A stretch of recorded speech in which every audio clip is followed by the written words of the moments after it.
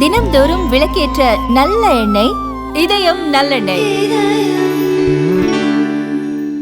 யார் என்ன அழுத்தம் கொடுத்தாலும் சிறு குறு தொழில் செய்பவர்கள், விவசாயிகள் மற்றும் கால்நடை பராமரிப்பாளர்களுக்கு எந்த பாதிப்பும் ஏற்படாது என்று பிரதமர் நரேந்திர மோடி உறுதியளித்துள்ளார்.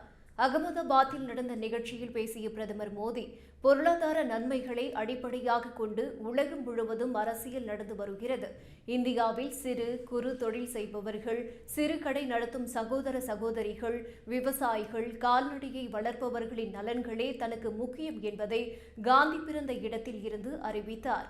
விவசாயிகள், தொழிலாளர்கள் மற்றும் கால்நடை வளர்ப்பவர்களின் பலத்தால் இந்தியா தன்னுடைய வளர்ச்சி பாதையில் வேகமாக முன்னேறி வருகிறது.